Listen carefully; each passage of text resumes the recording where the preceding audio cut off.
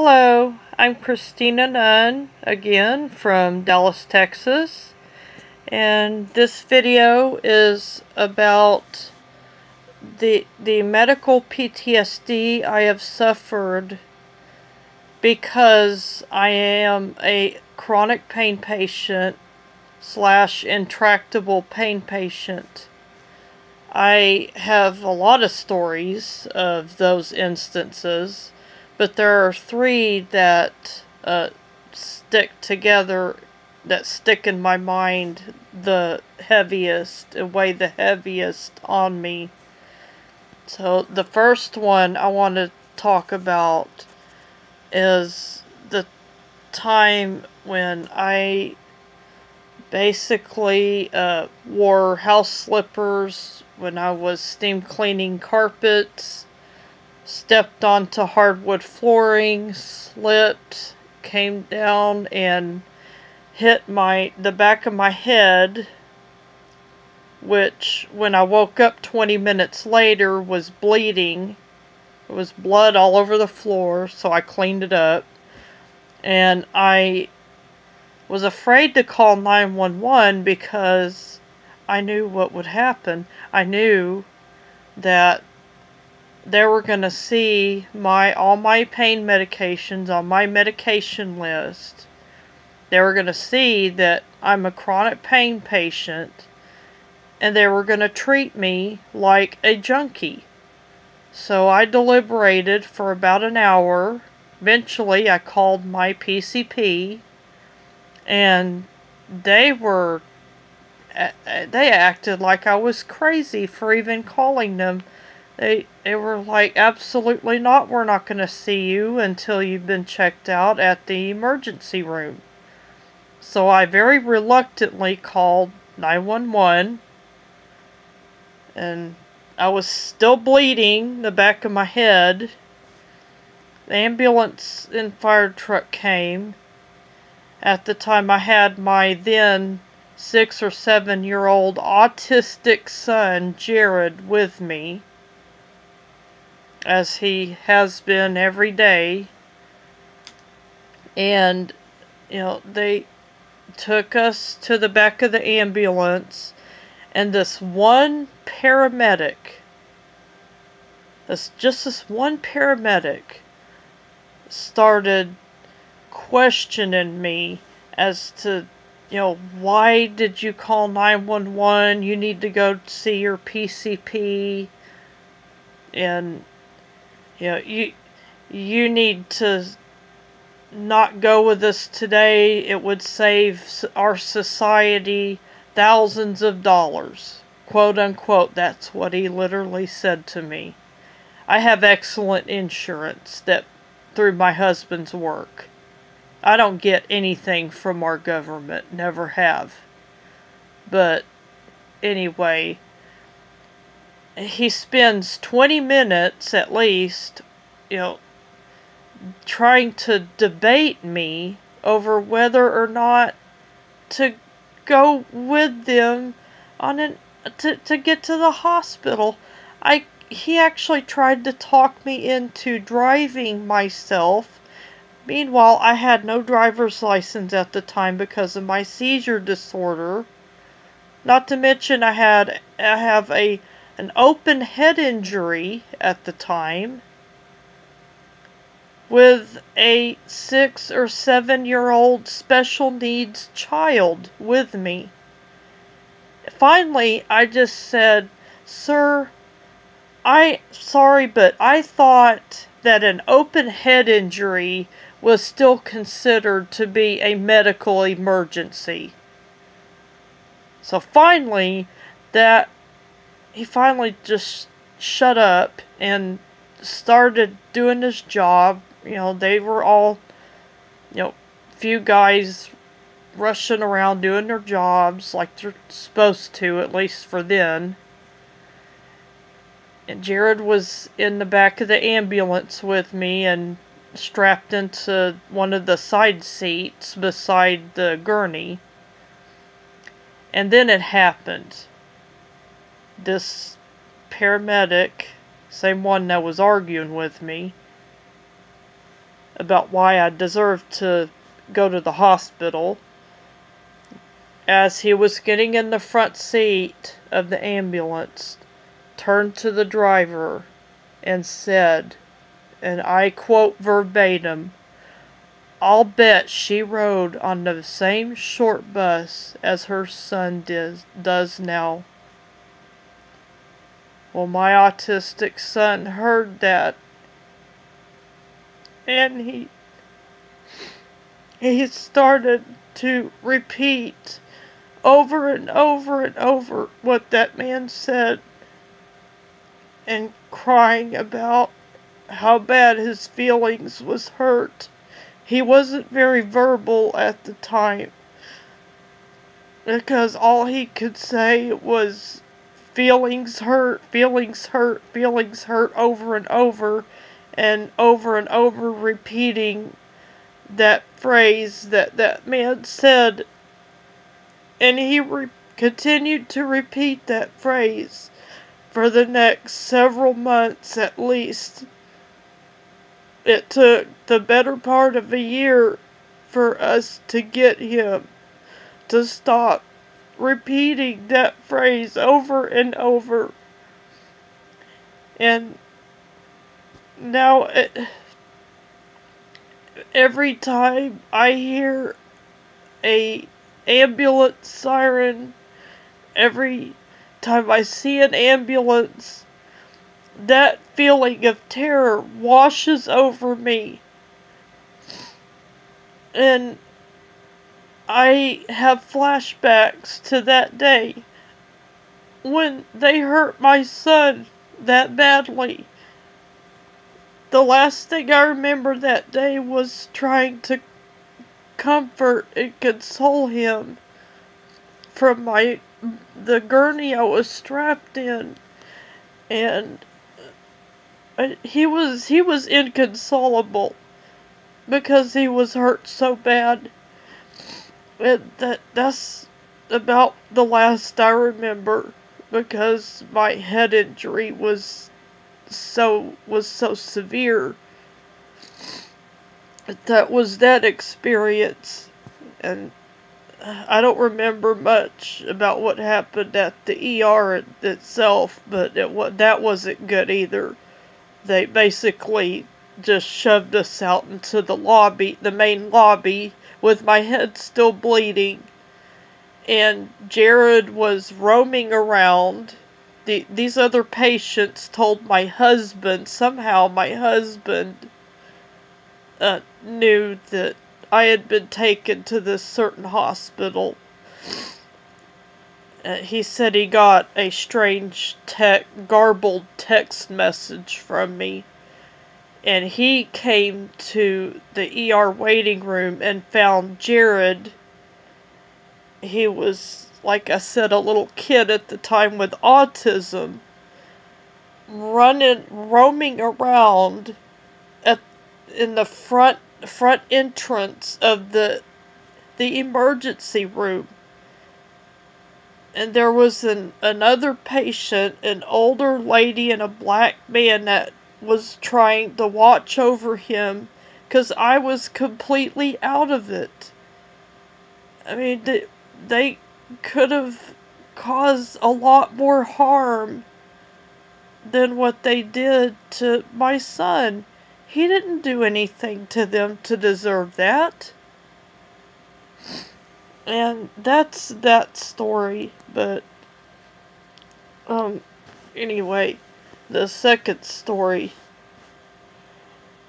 There was this time I had I think it was an ovarian cyst. I don't remember. It was some sort of abdominal pain. But I went to an emergency room. My husband dropped me off. This was, you know what, I'm gonna say what the hospital it was. This was at USMD in Arlington, Texas. The last story happened at Charlton Memorial in South Dallas, by the way. at USMD in Arlington, Texas. I signed in, waited, was taken back after quite a while, probably a couple hours, 3 hours, whatever. And boy, the nurse that I got, she treated me like I was on death row. Actually, she treated me like I was a POW or something. It was really horrific. She actually... now, I was perfectly calm. Calm as a cucumber. I was in pain, but I was calm. I was not combative. She actually used straps to physically restrain me right off the bat with no consent whatsoever, and just walked off. And the doctor came in and asked, why is she strapped down like this? Nurse just said, well, she might become... She was writhing around, and she posed a threat or some BS anyway that wasn't true. I was in pain, but I was not a threat to anybody. And anyway, the doctor actually ordered her to get me out of these restraints that I was in. And he ordered pain medicine, actual pain meds that work on my pain. And she did none of that. She left me in my restraints. She brought in a cocktail of 3 different drugs: Benadryl, Toradol, and I think either Phenergan or Zofran. None of which the doctor ordered whatsoever. She basically had to have changed his order. So, I think she even later brought in a shot of Haldol as well, by the way, while I was still restrained, strapped to the bed. And I remember during one time, waiting for the doctor to review my ultrasound, my CT, and whatnot. And I remember my lips are dry and cracked, and I need to get the Carmex out of my purse, so I had one hand that was able to reach into my purse, so I was doing that. The nurse came bursting in there like she was police or something, and just screamed at me about how I wasn't allowed to move at all. I couldn't even get Carmex out of my purse. And there was another time, sometime later, I needed to use the restroom. I'd been there for hours. I needed to use the restroom, so I could barely reach the call button with the restraints on. Pushed the call button, said, can I please go to the restroom? Well, luckily, that time, one of the other nurses, who was very nice, got me up to go to the bathroom. But then, as I was getting up out of the bed to use the restroom, the IV pole that was next to me was in my way, so I gently pushed it out of the way so I could walk to the bathroom. Well, my original nurse came in screaming at me again. Don't touch anything. How dare you touch that, my equipment. I mean, just acted like police or something. But then the nice nurse, she was just appalled. She was speechless. And I remember looking at her and mouthing quietly the words, "Help me. Help me, please." So I got up, went to the restroom, came back, and the nice nurse waited for me to come back.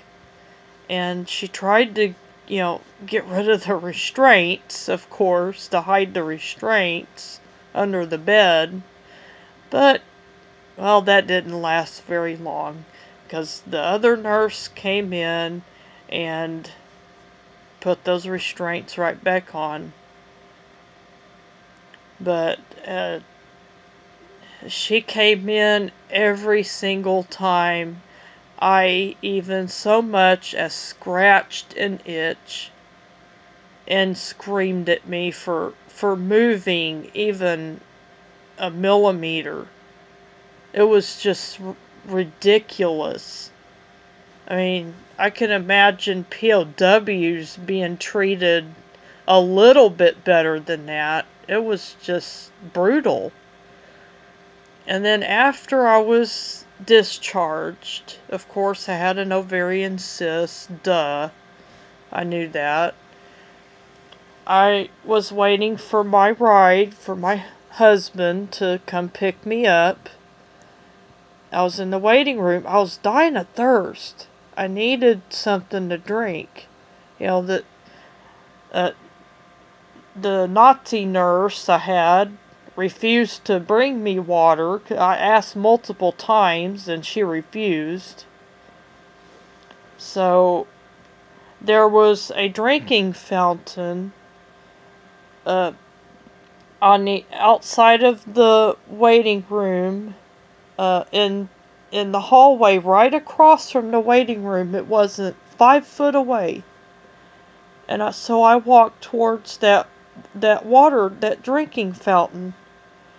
And that nurse came out and screamed at me and stopped me. No, I absolutely cannot leave the waiting room for any reason whatsoever. And there were 2 men in the waiting room, witnessed the entire thing. And I said, "I am dying of thirst. Please give me something to drink. I need water. It's been hours since I drank anything." And the receptionist, this was after the 2 men stood up for me and said, "Look, if you don't bring this lady water, we are going to call Channel 4 News on you guys if you don't do this for her."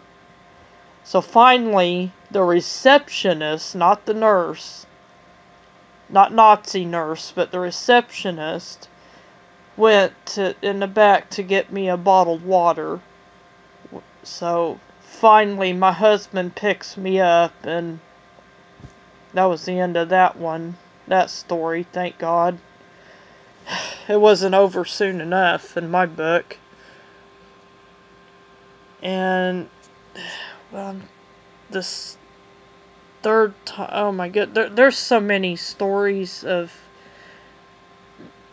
medical abuse, it's not even funny. I've had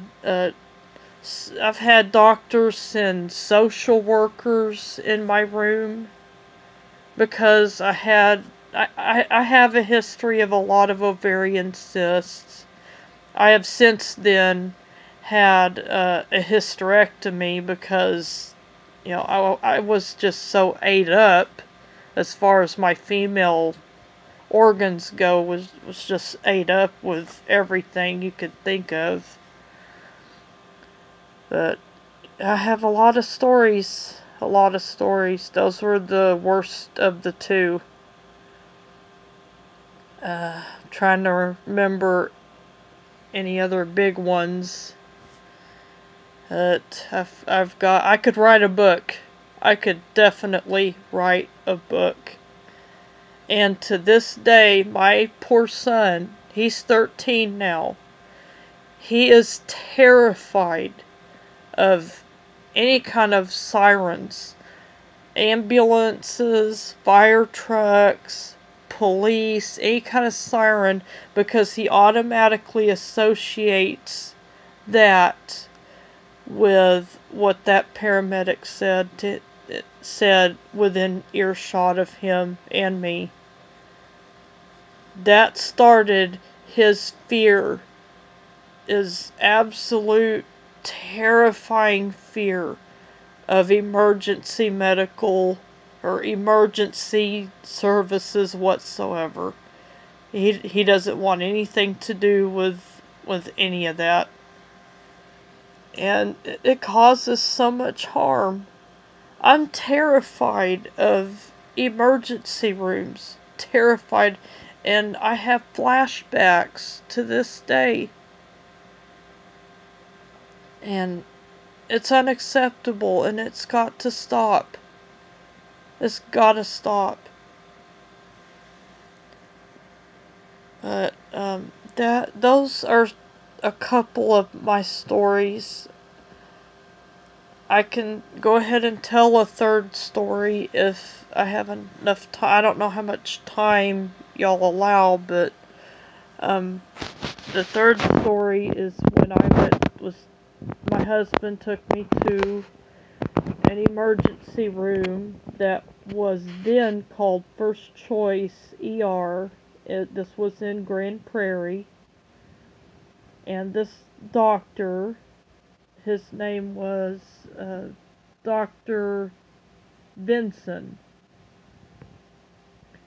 He automatically walked into my room looking down at his chart like this.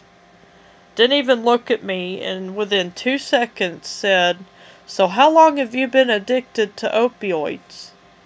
I was there because I was urinating blood, passing kidney stones, and having ovarian cyst pain again. I was in a lot of pain.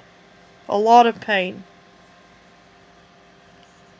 And I asked him to do a urine test.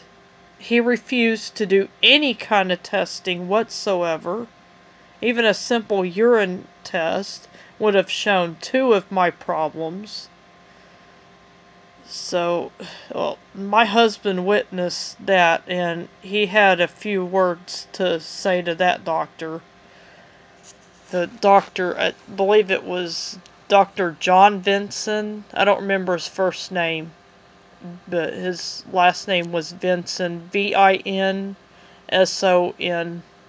I think nowadays he's down in Corsicana, Texas. But I'll never forget him. But I ended up at another ER, and sure enough, multiple ovarian cysts, multiple kidney stones, a kidney and bladder infection, all at the same time. So, yeah, no kidding, I was in a lot of pain. That's that story.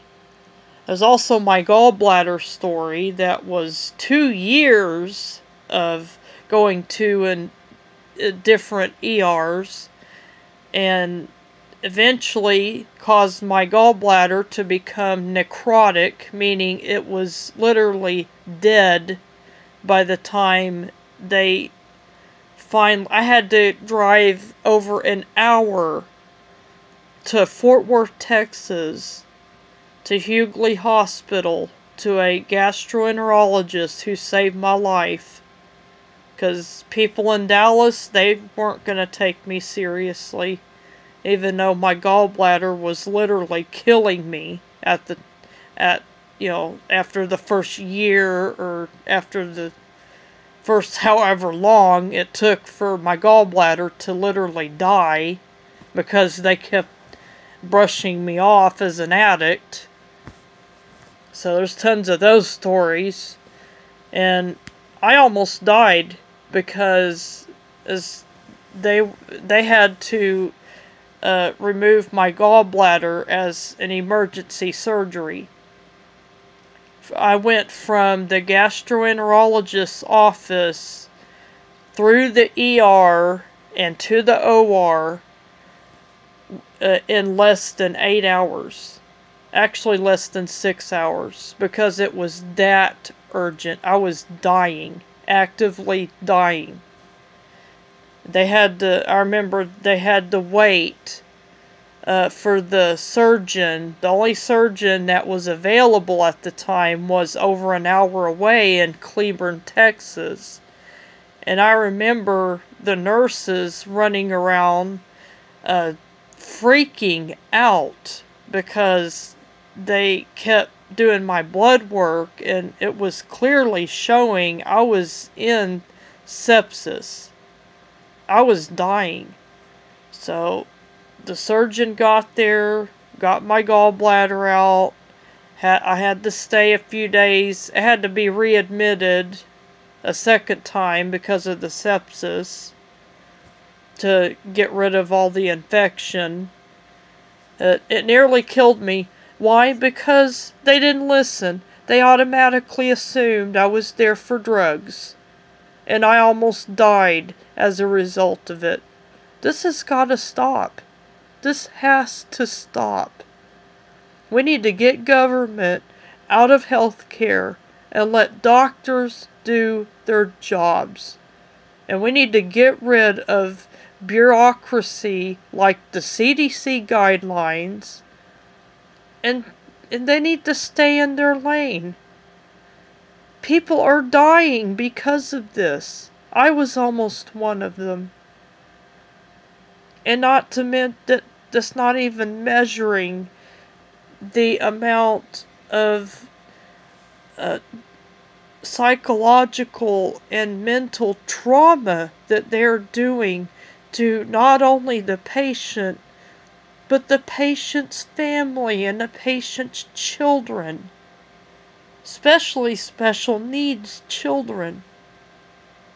It has done so much harm to my poor son, who still suffers from what happened when I had that head injury. Thank you so much for listening.